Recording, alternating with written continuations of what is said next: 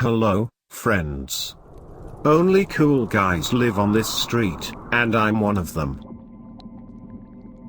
Be sure to subscribe to my channel. Here be dragons. You are asked to imagine massive snow-capped mountain ranges that sweep the breathtaking landscape in every which way you happen to look. Visualize a high-altitude wind-swept steppe interspersed with turquoise lakes. This is the roof of the world, the Tibetan Plateau. Now imagine for a moment that it is a breezy and overcast spring afternoon.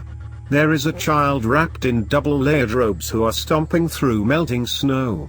That rambunctious kid is me. The year was 1988, and this is where my lifelong obsession would begin. An obsession with things that should not exist, things that stand defiant in our understanding of the world, things that invoke mind-blasting terror on those who would gaze upon it with naive eyes. My foot caught in a small opening in the ground, my forward momentum causing me to land on my hands and knees. I corrected myself, wiped off the snow and dirt off my clothing and peered into the hole. Something grabbed my attention. Stuck in the permafrost was an oddly shaped rock. Fishing out my pocket knife, I removed it from the frozen soil. The object was not a rock but rather a bronze amulet. The amulet depicted the head and face of a creature that resembled a man, but there was something distinctly inhuman about it. It was ghoulish and malevolent. I got the impression that this object was very old. A tremendous gust of wind nearly knocked me over backward onto the ground. I quickly pocketed the amulet and made my way back to the monastery. My journey was in haste as the wind continued to accost me with its cold and bitterness. But it was the slowly increasing sense of dread that seemingly came out of nowhere. I felt as though I was being watched by someone. I stopped in my tracks and glanced at my surroundings. Not a soul was in sight. Soon pictures began to form in my brain. Images of ancient ruins from some unknown point in time. In a recess, I glimpsed something that caused my heart to nearly leap from my chest. A draped form standing in the shadows. I could make out a face that was partially concealed by a hood that hung down at the brow. What I could see was skin that was pale like freshly fallen snow with thin cracked lips that curled back to reveal sharp teeth. And just as soon as the images blinked into my imagination, they vanished like any other fleeting thought. It wasn't until later that night I would bear witness to a grisly and nightmarish sight. I recall tossing and turning in my sleep. I kept hearing strange noises on the wind that never let up. I was jealous and frustrated that the others were sleeping so peacefully. I was feeling very thirsty, so I decided to go get some water. Just as I began to sit up, a tall and lanky shape emerged from the shadows. It was an emaciated thing in tattered robes whose face was concealed by a hood. I spotted two glimmering pinpoints of red lights in its sunken black eyes. I was frozen in my bed hoping that the thing didn't spot me. I detected a strange low ringing noise in my ears, like tinnitus, and I swear to you I could hear whispering. It was like a coffin chorus for the damned. A voice broke through. "I know you're awake." It was fully aware that it had an audience of one. I was frozen in place, petrified like a scared animal. It began feeding on the children. One by one it clamped its jaws onto their necks, carnivorous teeth plunging through tissue and drawing up the blood. The grotesque sound of its feeding, the sudden opening of the victim's eyes, confused and terrified at what was happening. And after it was done, it proceeded to swiftly break each of their necks. Their heads were rotated completely around with sickening cracks. Tears were rolling down my cheeks, and the sudden realization that I was the last one hit me like a storm. I wanted to scream, I wanted to race out of the monastery, I wanted to escape. It raised a bony finger to its lips. Silence. The looming shape approached and knelt down right next to me, moving its head towards me. I became conscious of a distinctive metallic odor, mold, and soil. The red shimmering pinpoints in its eyes dilated like an eclipse. It stretched out a pale hand and opened its palm. A grave and the disembodied voice commanded me. "You have something of mine. Give it back to me, little one." With trembling hands, I reached under my pillow and withdrew the bronze amulet and placed it onto its waiting palm. The thing closed its fingers around it and stood up. It vanished in the blink of an eye, leaving me alone in the dark with my dead friends. Vampires. They are everywhere you look. In movies and television, literature and art, even video games and Halloween costumes. All around the world, there is a belief in vampires. Ever since the dawn of time, humans have believed in such things. There are so many ancient legends, so many variations of the vampire creature. Some are shambling ghouls who dig themselves up from the ground to feed on the living, others are glamorous sex symbols who charm their victims. Some can even turn into bats or other animals. Legend would tell you that they burst into flames when exposed to the sun. Staking them through the heart is a surefire way of eliminating them, and that they dislike silver and garlic. We are to believe that they cower in fright from religious icons and prayers. Or to prevent the recently deceased from returning, rocks were crudely shoved into their mouth before burial. None of these are accurate or correct. Even if you were able to destroy such a creature, their essence would be carried on the wind only to find another host to inhabit. Quantum vampires are an outside alien consciousness that can inhabit a physical form and use it as a vehicle for its own purposes, feeding off of living things to sustain its hold in this existence. But it is impossible to understand the motives of creatures from the spaces between and what they truly want. From my research, I have found that there are 13 that exist in this world scattered across the planet. There is no secret vampire society or underground cult. If anything, they're isolated and highly territorial. While it is true that there are people out there who worship and venerate them as if they were deities, there is no alliance. We are like cattle to them. They want to draw our blood like a crimson lotus and lap it up with their tongues. Law of the land. Just imagine for a moment that you are a time traveler. A visitor through time and space. Prairie bedrock built of layers of sediment accumulated over a period of tens of millions of years. At one point, they lay submerged beneath an enormous, shallow sea. Speaking in geologic terms, a recent cataclysm, the Rocky Mountains of the West pushed upwards to the sky like otherworldly monoliths. Eventually, the land would emerge, a tropical land where the mighty Tyrannosaurus and other massive beasts existed. However, there would come a time where things changed. That was when the ice would arrive. In the past billion years, there have been at least 3 ice ages, each one roughly lasting 100,000 years. The ice would advance and retreat. In the last ice age, giant sheets of ice would carry massive rocks and debris to the north and the Rocky Mountains, eroding and smothering the land.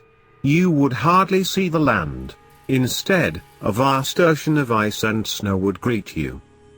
Then about 12,000 years ago, the ice began to melt. The land was carved by raging glacial waters, creating lakes and rivers. In the present time, the beautiful prairies are the result of such a lengthy process. A landscape that consists of gorgeous forests, grasslands, hills, and valleys, canyons and wind-smoothed hoodoos and colorful cliffs that reveal different sediment layers. One can see the mighty buffalo grazing on luscious grass, powerful grizzly and black bears journeying through the wilds, coyotes, and wolves running about in packs, and stealthy mountain lions stalking the dense brush. It is a primitive landscape that can haunt your imagination with its elegance. It is known that First Nations people have lived in what is now Canada for at least 15,000 years, although there is evidence that suggests they may have arrived even earlier. For thousands of years, nomadic hunting people followed big animals for food in their desperate struggle to survive. Many groups of these wanderers coalesced into tribes with their own ways of life, their own cultures, and beliefs. This, of course, serves as a backdrop to something which defies mankind's understanding of the natural world. There is something that exists within the Rocky Mountains and foothills of Alberta, something that has existed for an unfathomable period of time. There is an oral tradition that tells the legend of two tribes who were at war with one another over sacred land. One day, the aggressor tribe attacked the keepers of the sacred land. Big Bear, the tribal chief of the keepers, and his mighty warriors were able to drive off the attackers. But many of his people were killed in the attack. His wife and his son were among the dead. Over time, Big Bear became a diminished man who was heartbroken for the loss of his loved ones. He approached a shaman called Stands Alone who wanted to end the war once and for all. Stands Alone knew of an ancient and forbidden ritual that would bring an end to their desperate situation. On a crisp winter night, Big Bear retrieved the body of his deceased son, Little Crow, and with Stands Alone they journey into the foothills where a circle of standing stones has stood since the time of the mist. Little Crow was placed into the soil at the center of the stones. Soon green spirit lights began dancing in the sky so high above.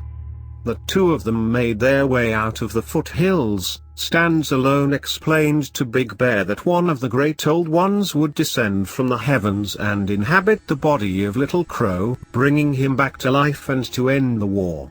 Afterward, the great old one would return to the sky and Little Crow would be returned. Several days would go by.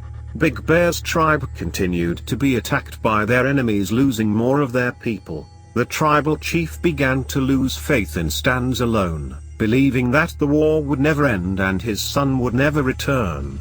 One day, the attacks stopped.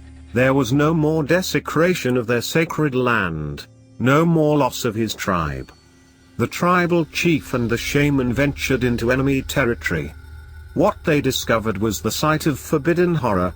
Men, women, old and young, were all found dead. The look of terror was frozen on their faces. There were bite marks on all of their bodies, the blood drained from them, and their heads twisted around. Only one stood in the falling snow among the dead. It was Little Crow.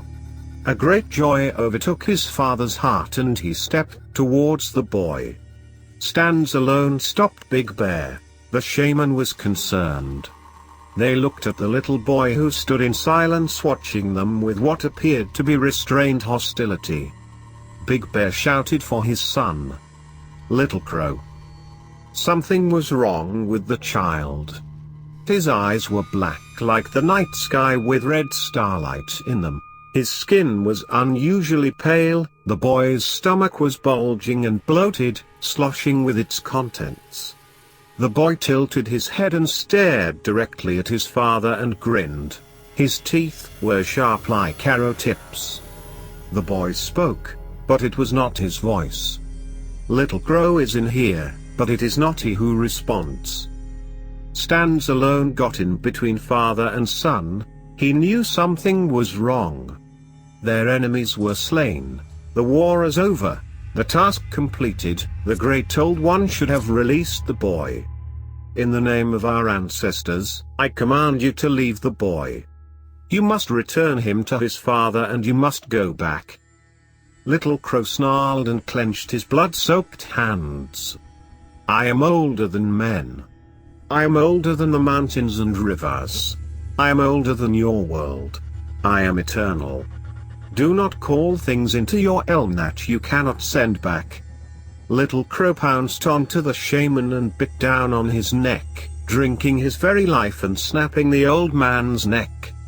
Big Bear attempted to restrain the boy, but Little Crow threw him down into the snow. I am the infinite thirst. I am the darkness from beyond the stars.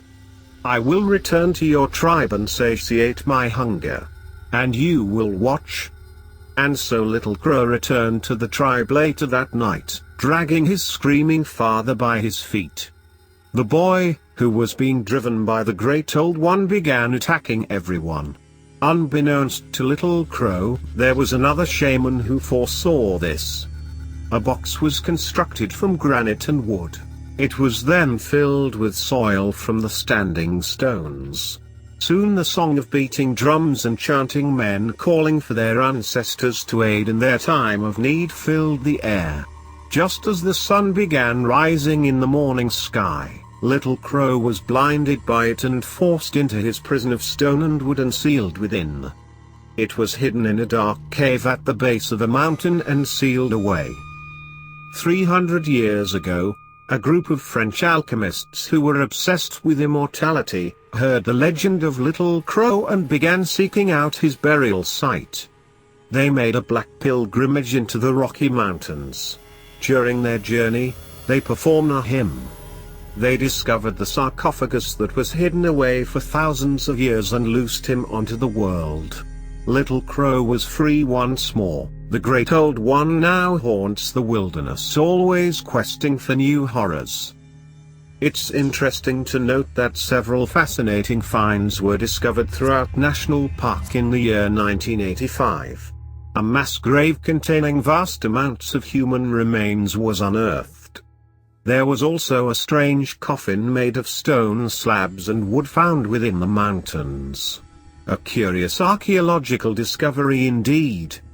Unfortunately, there were several bizarre deaths that happened shortly after the discovery. The site of the coffin was in a cave where the soil was teeming with an unknown species of protozoa that had ill effects on the people who first entered the cavern. Swift Runner and the Mountain Lion. The never-ending flow of time would continue and man would cross paths once more with eldritch evil. It was December 1874 when Swift Runner and a frontiersman named Boone were tracking down a man-eating mountain lion responsible for several deadly attacks at a nearby outpost. It was a grey overcast day with light snowfall. Armed with flintlock rifles, the two men followed a trail of bloody footprints into the forest. Hours went by and the sun was starting to set. They found a clearing in the trees. In the middle of this snow-covered field they found the mountain cat perched atop a large quartzite rock. The mountain lion was staring down at them with its yellow eyes. It was watching them with predatory curiosity one might expect from such an animal. The wind suddenly picked up in strength, causing the snow to drift. Swift Runner and Boone shouldered their rifles and took aim. Just as they were about to open fire, they were both distracted by a low ringing noise in their ears, followed by disembodied whispering coming from the surrounding trees. The ringing noise increased in volume and intensity, causing both men to fall to their knees. The cougar seemingly took advantage of the situation and clambered off the rock and tackled Boone and locked its powerful jaws onto Boone's face and began wrenching his head back and forth violently. The man's smothered screams echoed through the snowy forest. The world began going dark for Swift Runner, who was crying in agony from the ringing noise in his ears. Soon the fading world began to return into view. The ringing in his ears subsided and the whispering stopped. Boone was gone, and so was the big cat. All that remained was blood and the rifle in the snow. The snowfall became even heavier now, visibility was becoming worse, and the biting wind increased with savage gusts. A moving shape appeared in the distance, moving towards him like a terrifying apparition. Swift Runner was not alone in this secluded field. It was child-sized. It was gaunt with skin pulled tightly over its frame. like a frozen and mummified corpse. The malignant thing spoke to him. My pet has developed a taste for the flesh of humans. It is going to be a long winter after all. Swift Runner trembled from the cold and the terror that stood before him. Do you know what I am? Swift Runner stared at the creature, his heart and mind racing, desperately holding on to his sanity. You are the Wendigo. The spirit who feeds on men, Swift Runner responded. He broke his gaze and stared down at the snow-covered ground. Perhaps I am. What I do know is that I am forever bound to this land. The mountains and valleys, even the very soil we are standing on. I must return to my site of origin. It is that time again where certain stars are visible and a ritual of utmost importance must be completed. If you wish to continue your existence, you will help me cross the nearby river. The currents cause this vessel to foam at the mouth among other discomforts. Quite an irritant. Swift Runner would eventually return to the outpost, a man that would forever be changed. A few years later, during a particularly cold and miserable winter, he murdered his wife and children. He cooked and ate their flesh. Eventually, he would be arrested and brought to trial. He claimed that he was possessed by the spirit of the Wendigo and was compelled to commit these horrible acts. He insisted on his story being true right to the moment he was executed.